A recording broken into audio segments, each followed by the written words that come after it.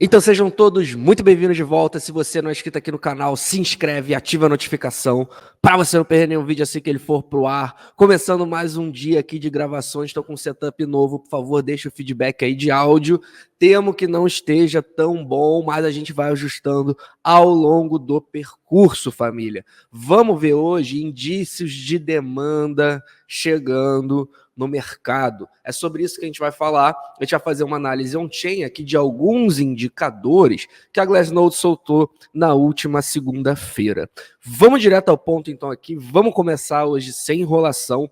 A gente tem aqui o indicador de novos endereços que são criados todos os dias. Só que ele faz uma comparação aqui entre o curto prazo, digamos assim, e o longo prazo. Por isso que ele chama aqui de o momento de novos endereços, digamos assim.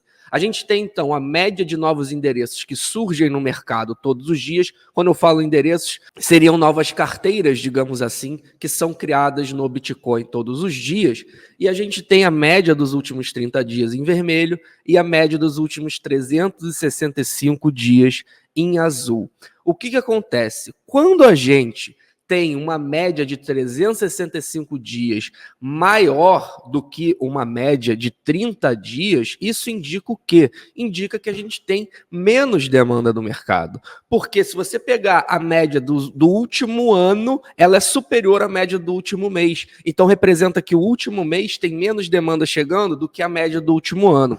Só que o que aconteceu recentemente, e aí que é o dado, digamos assim, positivo, e que historicamente a gente sempre vê aqui, pelo menos foi assim no último bear market, quando a gente finalmente se recuperou, aqui vocês notam que a gente tem um fundo de $3.000, o que acontece? Vocês notam que a linha vermelha, a média vermelha, ela cruza para cima a média azul. Então indica que depois de um longo período, como vocês notam aqui, depois do topo que a gente fez aqui em 2017, que vocês notam que a linha vermelha passou aqui abaixo da linha azul, depois desse longo período, finalmente a média do último mês representa novas carteiras entrando no mercado, uma média superior do que dos últimos 365 dias. E foi exatamente isso que aconteceu no último fundo que a gente fez no ano passado. Se vocês notarem aqui, notem que a gente tem, então, a diminuição, a média do último mês menor que a do último ano,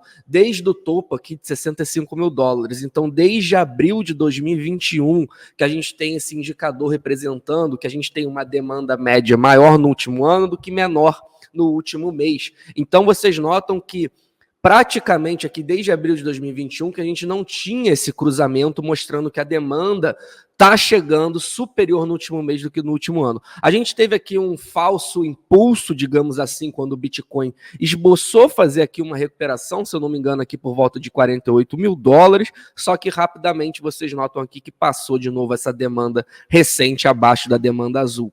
Então o fato da gente estar vendo uma demanda sustentável, sempre a média dos últimos 30 dias, superior à média do último ano, está sendo muito positivo para a gente, ainda mais porque a gente nota que no último bear market aconteceu exatamente a mesma coisa depois que a gente viu o fundo, a gente teve esse cruzamento representando que nova demanda está chegando mais forte no mercado e deixou então o fundo para trás, e aqui até em 2019 a gente fez um grande movimento aqui, o Bitcoin sai de $4.000 para $14.000.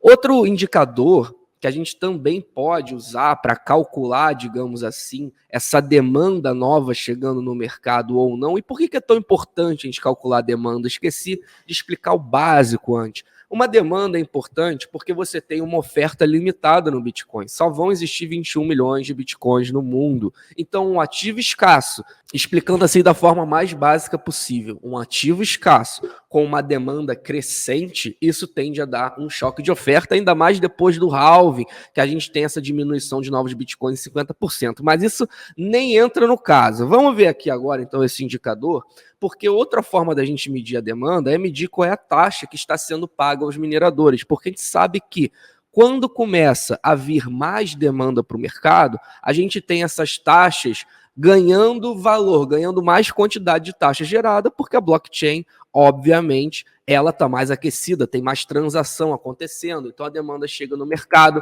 a gente tem mais, então, essa demanda recente no mercado. Vocês notam aí que é exatamente a mesma média que a gente usou no último indicador, é a média aqui do... Vocês notam aqui que, diferente do último indicador, a gente tem a média vermelha representando os últimos 90 dias e a azul representando o último ano. Então, vocês notam que é a mesma lógica do último indicador. Quando a gente tem a média de curto prazo superando a de longo prazo, ou seja, 90 dias superando a média de um ano, a gente indica, então, que nos últimos 90 dias a gente teve mais demanda, mais taxas sendo geradas dentro da blockchain do que a média do último ano. E isso, historicamente, sempre acontece aqui, a gente nota em momentos, vamos ver quando isso aconteceu. Vocês notam aqui que no último ciclo aconteceu antes da gente fazer a grande bull run aqui em 2020, aconteceu também bem na subida aqui na recuperação que o Bitcoin teve depois do fundo, ou seja, aqui representando, então, por volta aqui de $4.000, o Bitcoin foi para $14.000, bem nessa subida, a gente também teve essa forte demanda chegando no mercado. A gente teve aqui bem no fundo do bear market 2015 e a gente teve aqui prestes no grande primeiro ciclo que a gente fez em 2013. Então são momentos muito interessantes que acontecem isso. É óbvio que a gente sempre tem que ter cautela, não necessariamente nenhum indicador sozinho vai te guiar o que você tem que fazer no mercado, vou comprar tudo. Então, é óbvio que a gente tem uma estratégia bem definida, mas se você começar a tirar confluência entre os indicadores, a gente começa a ver pontos positivos no mercado, que, mais uma vez, esses pontos são sentidos a médio e longo prazo. É positivo a gente ver, então, que a gente está tendo mais taxas sendo geradas no curto prazo do que no longo, e também novos endereços sendo gerados no longo prazo. Mais uma vez, a gente teve um falso impulso aqui no Bitcoin, quando a gente teve aqui de forma mais recente, esboçando fazer uma recuperação, só que agora a gente cruza a linha vermelha novamente acima da linha azul, representando então um momento positivo aí de demanda para o mercado. Pausa rápido. Se você tem interesse em negociar criptoativo aqui no canal de Dica Bybit, que está com taxa zero no mercado spot, não paga nada para negociar. O link está na descrição do vídeo também, com muitos bônus para vocês que gostam de mercado futuro. E também, a gente tem aqui nossa parceira SportsBets.io, você que gosta aqui de apostas, fazer essa fezinha, esse entretenimento de forma descentralizada, só conectar sua MetaMask e começar também ao entretenimento. O link tá na descrição do vídeo. O Brunão que tá apostando muito em NBA aí, o cara entende, hein? O cara entende realmente NBA, jogo todo dia. Você que gosta, então, o link tá na descrição do vídeo. E para fechar, eu também quero mostrar um indicador aqui muito interessante para vocês, que é em relação ao custo base dos compradores de longo prazo e dos compradores de curto prazo. A gente está vivendo mais uma vez, por mais esse indicador, um momento raríssimo no Bitcoin, que é quando se esboça, pelo menos foi assim no passado, as grandes reversões de preço. Vocês notam que sempre nessas faixas roxas aqui aconteceu um momento que a gente acabou de fazer agora novamente, que é essa linha azul superando a linha vermelha. A linha azul representa aqui nesse caso o custo base geral do mercado, ou seja, o quanto o mercado em média está no lucro, e aqui a gente tem em vermelho o quanto os compradores de longo prazo estão no lucro. Então, o que aconteceu recentemente foi que, se você pegar a média do mercado, ela está superando, então, em termos de lucro, os compradores de longo prazo.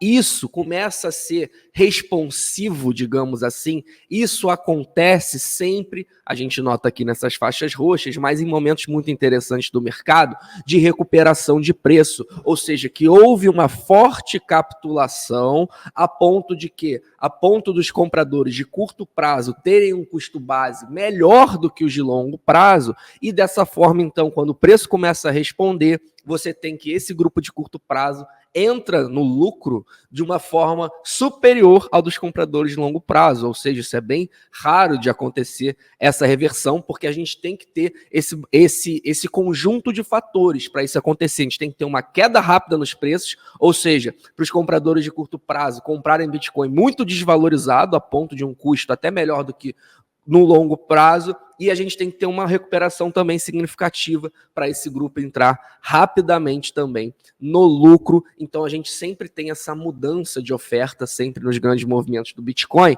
que é muito interessante da gente acompanhar. E é exatamente isso, mais uma vez, que acabou de acontecer. Vocês notam que a linha azul superou a linha vermelha e a gente nota que mais uma vez, historicamente, sempre que a gente fez isso, foram em bons momentos para a gente. Vocês notam que não necessariamente significa, então a gente vai ter um ciclo de alta agora, não, mas a gente nota que sempre nas saídas de bear market, a gente começa aqui com essa característica. Isso aconteceu aqui em 2015, 2016 e aconteceu aqui também na forte pernada de 2019, que a gente fez mais uma vez de 4 para 14 mil dólares. Então vocês notam que o mercado começa a mostrar indícios de uma recuperação. É óbvio que sempre nós estamos preparados para os dois cenários, porém a gente já vê claramente aqui o que interessa nessa história toda.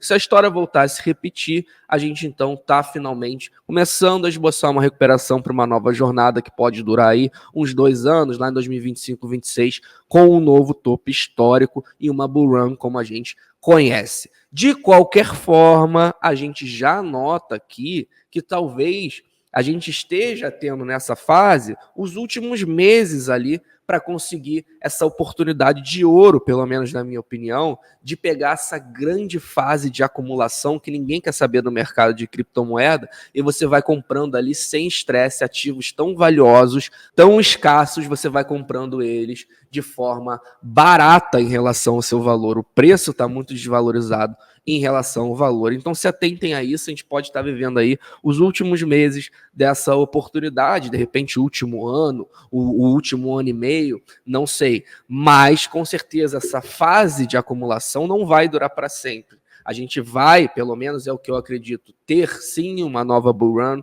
nos próximos anos, e aí com certeza todo mundo vai olhar para trás, igual olha aqui, e falar: meu Deus, não era tão óbvio que esses ativos estavam desvalorizados naquele momento?